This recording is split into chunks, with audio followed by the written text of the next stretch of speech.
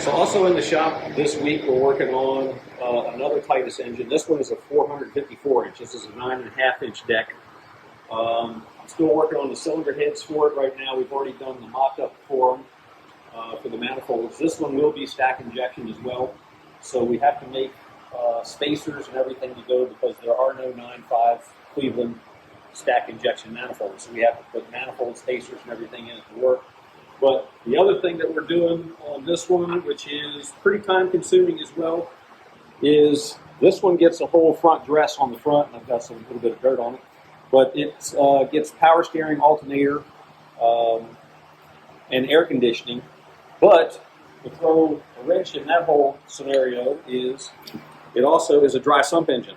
So this has to be mounted to the front of the engine and will be driven off the front of the crankshaft along with all the power accessories for the air conditioner, the alternator, and power steering, plus a dry sump. So all that stuff has to be made. We have to make a mandrel to go in front of the crankshaft pulley that drives all these accessories, this big serpentine system. So in order to drive the dry sump pump, we have to make the bracketry, have all that spaced right, get the harmonic balancer and everything spaced right. But this one is it's a very time-consuming process as well because there's nothing about this that you can buy and bolt onto it. Everything on this engine has to be made, and it's a step-by-step process. Sometimes you can't go to the next step until you've made the step before.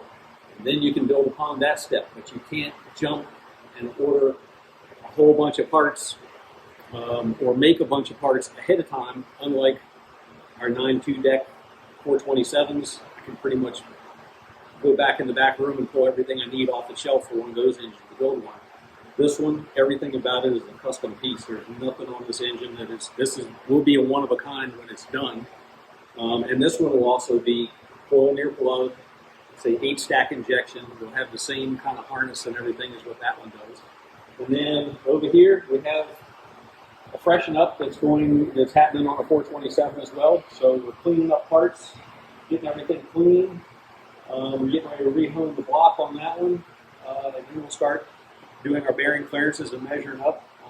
That should be fairly straightforward and pretty easy because all the bearings and everything that came out of it pretty much look like they came out of the package, so they look brand new. So we just want to measure them, check them, and we'll start assembling that engine in the next day or so. So there's 3 in process, and right now I've got to go back and stop a CNC machine because it's boring a block right now to get ready to go out.